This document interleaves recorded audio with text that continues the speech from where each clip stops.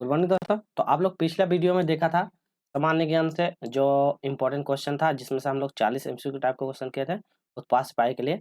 तो आज का उसी को फिर से कंटिन्यू करने वाले हैं, जो सामान्य ज्ञान से आपका जीके जीएस का क्वेश्चन आने वाला है, जो उत्पाद सिपाही के लिए अब बहुत ज़्यादा उपयोगी रहेगा। तो जो कोई भी उत्पाद सिपाही का तैयारी करते हैं तो उनके लिए आज का प्रैक्टिस बहुत ज़्यादा इंपॉर्टेंट होगा, जिसमें से हम लोग क्या 40 प्लस एमसीक्यू टाइप का क्वेश्चन करने वाले हैं, जो आपको एग्जाम को टारगेट करके चलता है। ठीक है, तो चलिए ज़्यादा लेट नहीं करते हैं, तो स्टार्ट करते हैं। तो जो कोई भी झारखंड उत्पाद सिपाही का तैयारी करते हैं तो इस चैनल पे आपको सारा कंटेंट मिलेगा। तो चलिए वीडियो को स्टार्ट करते हैं। पहला क्वेश्चन है कि डिस्कवरी ऑफ इंडिया किसने लिखा? तो आपको बताना है डिस्कवरी ऑफ इंडिया ने किसने लिखा। देखिए, पुस्तक और लेखक से, पुस्तक प्लस लेखक, तो पुस्तक और लेखक से आपका क्वेश्चन, एक क्वेश्चन फिक्स है कि क्वेश्चन आएगी, तो ये भी आप लोग ध्यान दीजिएगा, इससे आप पढ़ के जाइएगा। तो पहला है महात्मा गांधी, जवाहरलाल नेहरू, बाल गंगाधर तिलक, एपीजे अब्दुल कलाम। बताइए किसने लिखा था डिस्कवरी ऑफ इंडिया? तो सही आंसर क्या होगा? जवाहरलाल नेहरू। तो जवाहरलाल नेहरू जी ने डिस्कवरी ऑफ इंडिया लिखा था। ठीक है, चलिए क्वेश्चन नंबर 2 की ओर बढ़ते हैं। राष्ट्र सुरक्षा गार्ड, इसमें बोलता है एनएसजी। आप लोग पढ़े होंगे नेशनल सिक्योरिटी गार्ड की स्थापना कब हुआ है? आप लोग पढ़े होंगे 1960, 1965, 1962, 1970। एनएसजी का कमांडो के बारे में सुने होंगे, जो मोदी के पास जो रहता है ब्लैक ब्लैक करके जो पहना हुआ रहता है, यही एनएसजी का कमांडो था। इसका मतलब कब गठन किया गया था, ये पूछा गया है। तो 1962 में। तो ऑप्शन नंबर यहाँ पे है 1962 में इनका गठन किया गया था। इसका इंपॉर्टेंट है, याद रखिएगा। अगला है जंगल में या अन्य वनस्पतियों के सड़ने कौन सा गैस का निकलती है? तो यदि जैसे जंगल है, तो जंगल वगैरह रहता है, मान लीजिए जंगल है, तो जंगल में क्या होता है, बहुत सारे पेड़ गिरते हैं और अपने से खुद से ये सड़ जाते हैं। तो सड़ने के दौरान कौन सा गैस उससे निकलता है? तो जब पेड़ वगैरह सड़ जाते हैं तो उससे कौन सी गैस निकलती है? Methane gas, carbon dioxide gas, sulphur dioxide gas, nitrogen gas. आपको बताना है कौन सी गैस का निर्माण होता है। तो उससे मीथेन गैस निकलती है। तो मीथेन गैस, तो क्या CH4, तो याद रखिएगा CH4 मीथेन गैस। अगला क्वेश्चन है, नेक्स्ट क्वेश्चन है, इंटरपोल कितने प्रकार के नोटिस जारी करते हैं? इंटरपोल पढ़े होंगे, बहुत इंपॉर्टेंट है। ये एक प्रकार का ब्यूरो के अंतर्गत में, जिसमें से इन्वेस्टिगेशन का करती है। ये कितने प्रकार के नोटिस देती है? 5 प्रकार का, 6 प्रकार का, 8 प्रकार का या 7 प्रकार का? तो कितने? इंटरपोल के द्वारा 8 प्रकार का नोटिस आपको जारी किया जाता है। तो 8 प्रकार का नोटिस जारी किया जाता है। तो ये भी आप लोग इंपॉर्टेंट क्वेश्चन ध्यान रखिएगा। देखिए, आप लोगों का दिवस से इंपॉर्टेंट क्वेश्चन है, ये ध्यान रखिएगा। इंपॉर्टेंट क्वेश्चन मतलब आपको दिवस से पूछा जाएगा कि महिला दिवस कब मनाया जाता है, युवा दिवस कब मनाया जाता है, या कैंसर दिवस कब मनाया जाता है। तो इस टाइप का क्वेश्चन आपको मिलेगा। ठीक है, तो ये भी ध्यान रखिएगा, इस टाइप का क्वेश्चन आपको मिलेगी। चलिए, तो आगे देखते हैं। 6 नंबर हो गया, हाँ 6 पे क्वेश्चन थे। यहाँ पे देखते हैं 1 मई, 8 मई, 8 अगस्त और 9 नवंबर। तो बताइए रेड क्रॉस दिवस कब मनाया जाता है? रेड क्रॉस दिवस 8 मई को मनाया जाता है। तो याद रखिएगा ऑप्शन नंबर बी, 8 मई को रेड क्रॉस दिवस मनाया जाता है। नेक्स्ट क्वेश्चन है ओपेक, OPEC, ओपेक का मुख्यालय कहाँ है पूछा गया है? वियना में है, कनाडा में है, मनीला में, न्यूयॉर्क में है। तो ओपेक का मुख्यालय पूछा गया है, तो कहाँ पे? ये वियना में है। तो ऑप्शन नंबर ए हो जाएगा, वियना में ओपेक का मुख्यालय है। निम्न में से कौन सा ज्योतिर्लिंग मंदिर है? तो बताना, ज्योतिर्लिंग मंदिर बताना है। मल्लिका अर्जुन स्वामी मंदिर, सोमनाथ मंदिर, केदारनाथ मंदिर, उपरोक्त में सभी। तो ज्योतिर्लिंग कौन सा है, ये पूछा गया है। तो कौन? सोमनाथ जो मंदिर है, ये ज्योतिर्लिंग में मतलब कि बहुत इंपॉर्टेंट है, ये भी याद रखिएगा, बहुत महत्वपूर्ण भी है। माई कंट्री माई लाइफ के लेखक कौन है? तो देखिए, लेखक सबसे बोले हैं, इससे क्वेश्चन आएगा है। तो अटल बिहारी वाजपेयी जी हैं, एल अडवाणी जी हैं, जवाहरलाल नेहरू है, मनमोहन सिंह है। तो माई कंट्री माई लाइफ के लेखक तो कौन है? एल के अडवाणी जी। तो एल के Advani ji my country my life के लेखक हैं। क्वेश्चन 9, रेड क्लिफ रेखा किन दो देशों के बीच अंतरराष्ट्रीय सीमा को समझौता करता था? बताना रेड क्लिफ रेखा। भारत और पाकिस्तान, भारत और चीन, भारत और बांग्लादेश, भारत और नेपाल। बताइए। तो रेड क्लिफ रेखा के बारे में जिक्र किया गया है। ये कौन सा? भारत और पाकिस्तान। तो ऑप्शन में भारत और पाकिस्तान के बीच रेड क्लिफ रेखा का अंतरराष्ट्रीय सीमा का समझौता करता है। नेक्स्ट में है, भारत का प्रथम नौसेना संग्रहालय किस मुख्यालय या बंदरगाह पे स्थापित होने वाला है? तो बताना कौन सा मुख्यालय बंदरगाह पे स्थापित होने वाला है? चेन्नई, कोचीन, विशाखापट्टनम या मुंबई? क्या होगा? विशाखापट्टनम। तो ऑप्शन नंबर सी हो जाएगा, विशाखापट्टनम में होने वाला है। अगला क्वेश्चन कहते हैं, नीली क्रांति किससे संबंधित? क्रांति से आपको क्वेश्चन आएगा कि जैसे कि पीली क्रांति हो गया, नीली का श्वेत क्रांति हो गया, तो इस टाइप का क्रांति से क्वेश्चन बनेगा, एक क्वेश्चन आपका फिक्स रहेगा। खाद्य उत्पादन, खनिज तेल उत्पादन, मत्स्य पालन या झींगा उत्पादन? बताइए। नीली क्रांति, तो नीली क्रांति मत्स्य उत्पादन मतलब मछली के उत्पादन से संबंधित है नीली क्रांति। अगला क्वेश्चन करते हैं। 1991 में घोषित शांति के लिए अपना नोबेल पुरस्कार आन सू की तो कब प्राप्त किया था? आन सू की को कब मिला था शांति का पुरस्कार, नोबेल पुरस्कार? 2011, 2012, 1992, 2005 में? तो बताइए नोबेल पुरस्कार कब मिला था उसको? नाम है आन सू की को कब दिया गया था नोबेल पुरस्कार शांति के लिए? तो 2012 में दिया गया था। तो कहीं पे ऑप्शन है, ऑप्शन नंबर बी यहाँ पे है, 2012 में उनको प्रदान किया गया था। अगला है, राजा रेड्डी एवं राधा रेड्डी किस नृत्य शैली से संबंधित है? कुचिपुड़ी, कथक, भारतनाट्यम या मणिपुरी? तो बता, राजा रेड्डी और राधा रेड्डी, तो ये कौन सा? कुचिपुड़ी से संबंधित है। ऑप्शन नंबर है कुचिपुड़ी। कुचिपुड़ी कहाँ का है? ये आंध्र प्रदेश, तो याद रखेगा आंध्र प्रदेश।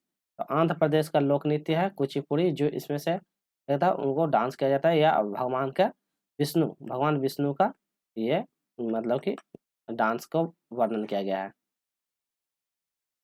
अगला क्वेश्चन, प्रसिद्ध पर्यटक आकर्षक विक्टोरिया मेमोरियल कहाँ है? तो बताना प्रसिद्ध आकर्षक मतलब कि ये पर्यटक स्थल है जहाँ पे विक्टोरिया मेमोरियल मंदिर कहाँ स्थित, ये पूछा गया है।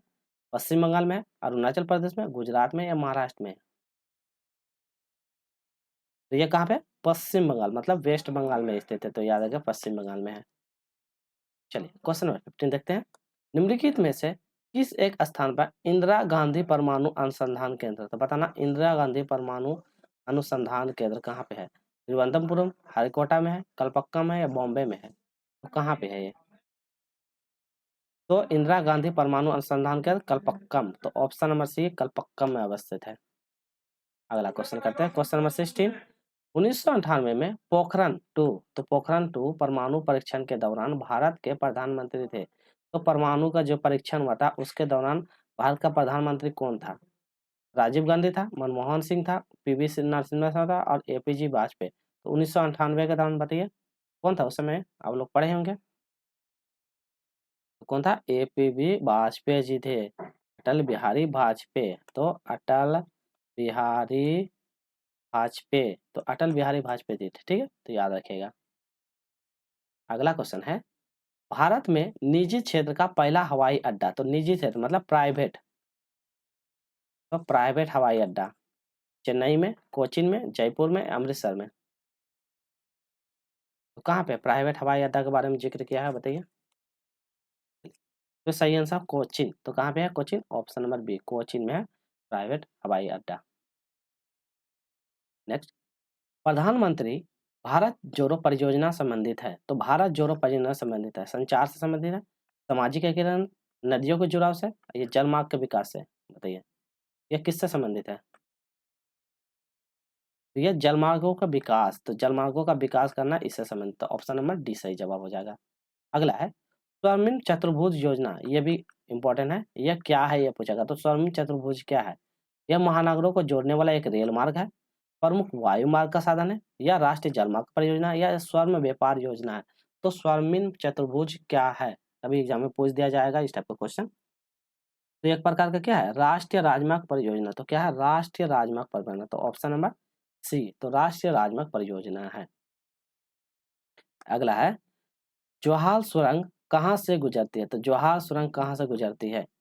पीर पंजाब से, बनिहाल से, बुर्जिला से या जोरजिला से? तो जोहार सुरंग कहाँ से गुजरती है? तो कहाँ से? बनिहाल, तो ऑप्शन नंबर बी हो जाएगा बनिहाल से गुजरती है, तो ऑप्शन नंबर बी इसका सही जवाब होगा, बनिहाल से गुजरती है।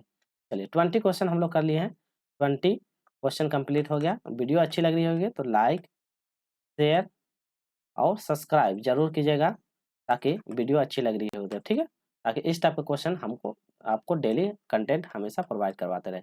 अगला है, भारत के किस राज्य के मानव विकास प्रतिवेदनों का प्रकाशन सर्वप्रथम किया गया था? तो मानव विकास प्रतिवेदनों का सर्वप्रथम कब किया गया था? हिमाचल प्रदेश में, केरल में, मध्य प्रदेश या आंध्र प्रदेश?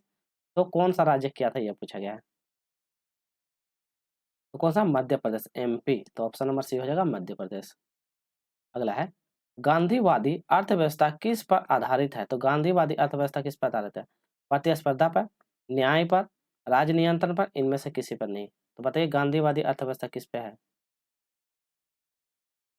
चलिए, तो न्याय पर, तो ये किस पे संबंधित है? न्याय पर, तो ऑप्शन नंबर बी हो जाएगा, न्याय पर संबंधित है। ठीक है, तो याद रखिएगा। चलिए अगला क्वेश्चन करते हैं, क्वेश्चन नंबर, एक मिनट, चलिए क्वेश्चन नंबर 23 देखते हैं।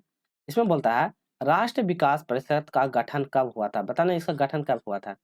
16 अगस्त 1950 में, 1 अप्रैल 1951 में, 6 अगस्त 1952 में और 16 अगस्त 1952 में। बताइए इसका गठन कब किया गया है? तो 6 अगस्त 1952, कहाँ पे? Option number C. तो राष्ट्रीय विकास परिषद का 6 अगस्त 1952 में गठन किया गया है। क्वेश्चन नंबर 24, इसमें बोलता है 12वीं पंचवर्षीय योजना के दिशा निर्देश पत्र का प्रकाशन रहा। तो अब 12वीं पंचवर्षीय योजना आप लोग पढ़े होंगे, पंचवर्षीय योजना, तो इसका दिशा निर्देश का क्या मतलब कि प्रकाशन रहा?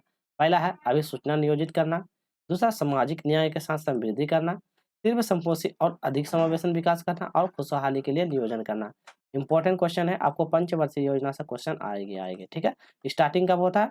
1951 से लेकर 56 में पहला पंचवर्षीय योजना आता है, इसके बाद ये कंटिन्यू चलते जाता है। ठीक है, तो इंपॉर्टेंट क्वेश्चन है, अब इससे जरूर पढ़े। एक हेरर डोमर होता है, ठीक है, इससे रिलेटिव हम पंचवर्षीय योजना से आपको अलग से वीडियो प्रोवाइड करवा देंगे। ठीक, चलिए, तो इसका क्या उद्देश्य रहता है? इसका उद्देश्य रहता है तीव्र और संपोषणीय अधिक समावेशन विकास। तो पंचवर्षीय योजना से हम आपको टॉपिक वाइज अलग से वीडियो प्रोवाइड करवा देंगे। अगला है 12वीं योजना में औद्योगिक विकास दर। तो बताइए पंचवर्षीय योजना का जो अंतर्गत में ही 12वीं नंबर योजना थी, उसका विकास दर कितना रखा गया था? 8% रखा गया था, 8.5, 10% या 8.1%? तो उसके विकास दर कितनी थी ये पूछा गया है। तो उसकी विकास दर क्या? 8.1% थी। तो 8.1%, तो ऑप्शन नंबर डी हो जाएगा। क्वेश्चन नंबर 26, किस पंचवर्षीय योजना में आर्थिक विकास की दर सबसे अधिक थी? तो आर्थिक विकास की दर सबसे अधिक थी, पहली पंचवर्षीय योजना, छठी पंचवर्षीय योजना, 10वीं पंचवर्षीय योजना या चौथी पंचवर्षीय योजना? तो सबसे अधिक थी, तो कौन सी पंचवर्षीय योजना थी? तो 10वीं पंचवर्षीय योजना थी, जिसमें से विकास की दर सबसे अधिक थी। चलिए अगला है, योजना में कोर सेक्टर का क्या तात्पर्य होता है? तो बताना कोर सेक्टर मतलब क्या होता है? कृषि, रक्षा, लौह एवं इस्पात उद्योग या चयनित आधारभूत उद्योग? तो कोर सेक्टर का क्या अर्थ होता है? तो क्या था? चयनित आधारभूत उद्योग। तो ऑप्शन नंबर ये होगा, चयनित आधारभूत उद्योग हो जाएगा इसका सही जवाब। अगला है, अरुंधति राय किस पुस्तक के रचयिता है? तो अरुंधति राय किस पुस्तक के रचयिता है? पहला है A algebra of infinite justice, half a life, truth, life and little malice और राइजिंग सन। बताइए इसका किसका लेखक अरुंधति राय से बोले पुस्तक से आपको क्वेश्चन आएगा ही आएगा। सही आंसर ऑप्शन नंबर ए ही हो जाएगा, A algebra of the infinite justice. Question number 29, Sarvodaya और भूदान आंदोलन का कौन संबंध था? बताना। आचार्य नरेंद्र थे, जी के गोखले थे, एम जी नारायण और आचार्य विनोबा भावे? आप लोग पढ़े होंगे, बताइए। तो भूदान योजना कौन लाया था, ये पूछा गया था। तो भूदान योजना कौन लाया था? ये विनोद भावे। तो विनोदा भावे के नाम से भी चलता है, इनके नाम से यूनिवर्सिटी भी चलती है। क्वेश्चन नंबर 30, पूर्ण स्वराज की शपथ कांग्रेस के किस अधिवेशन में ली गई थी? तो कांग्रेस के कौन से अधिवेशन थे जिसमें से पूर्ण स्वराज की मतलब ये ले गया था? कलकत्ता, लाहौर, इलाहाबाद या मद्रास? बताइए पूर्ण स्वराज की शपथ तो कौन सी में? लाहौर का जब अधिवेशन हो रहा था उसी के दौरान पूर्ण स्वराज की शपथ लिया गया था। इंपॉर्टेंट है, ध्यान रखिएगा। अगला है, स्वतंत्र भारत के प्रथम लोकसभा के अध्यक्ष कौन थे? तो स्वतंत्र भारत के प्रथम लोकसभा अध्यक्ष श्रीमती सरोजिनी नायडू, फ्रैंक एंथोनी, के एम मुंशी, जीवी मावलकर? तो स्वतंत्र भारत के प्रथम लोकसभा के अध्यक्ष है तो कौन था? जीवी मावलकर। तो इसका ऑप्शन नंबर डी होगा, जीवी मावलकर। तो ऑप्शन नंबर डी इसका सही जवाब, जीवी मावलकर। नेक्स्ट क्वेश्चन कहते हैं, चौरा चौरी कांड के बाद गांधी जी ने स्थगित कर दिया सविनय आंदोलन को, खिलाफत आंदोलन को, असहयोग आंदोलन को या भारत छोड़ो आंदोलन को? तो किसको स्थगित कर दिया ये पूछा गया है। तो ये असहयोग आंदोलन। तो ऑप्शन नंबर सी हो जाएगा, असहयोग आंदोलन। देखिए आपको सविनय आंदोलन याद रखिएगा 1930 में आया था। तो इससे रिलेटेड मतलब सारा क्वेश्चन, भारत छोड़ो आंदोलन 1942 में हुआ था। तो इससे रिलेटेड जितने भी है 1921 और 22 में जो हुआ था खिलाफत आंदोलन, असहयोग आंदोलन, ठीक है। तो ये इस टाइप का क्वेश्चन आपको इंपॉर्टेंट है, इससे क्वेश्चन महात्मा गांधी से क्वेश्चन बनेगी, तो इसको भी ध्यान रखिएगा, नोट करके रखिएगा आप लोग। नेक्स्ट क्वेश्चन करते हैं, किस आंदोलन को हिंदू और मुसलमान दोनों ने समर्थन दिया था?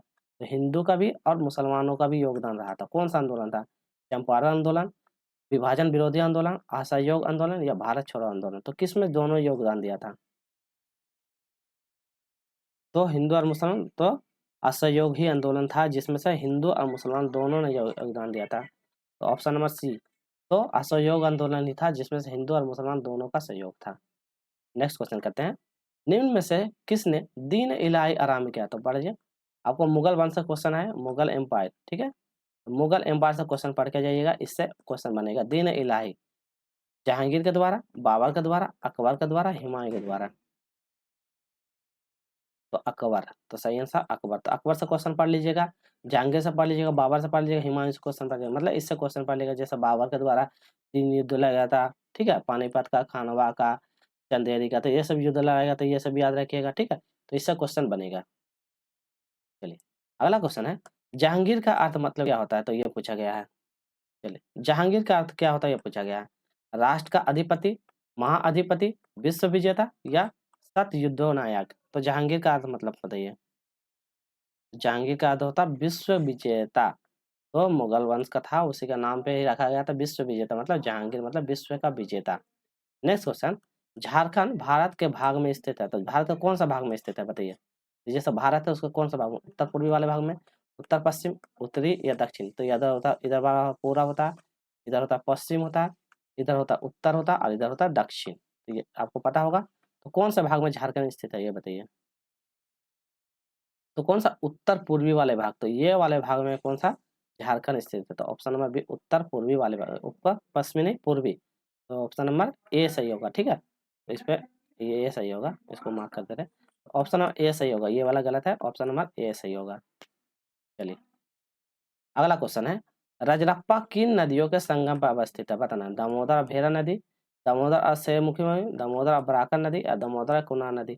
रजरप्पा कौन सी नदी के संगम पर अवस्थित है? तो दामोदर और भेरा, तो दामोदर और भेरा नदी के संगम पर अवस्थित है। झारखंड की सब प्रमुख मिट्टी, तो बताइए कौन सी मिट्टी? लाल मिट्टी, काली मिट्टी, लेटराइट मिट्टी या जलोढ़ मिट्टी? तो बताइए सबसे प्रमुख मिट्टी कौन सी है झारखंड की? कौन सी मिट्टी है?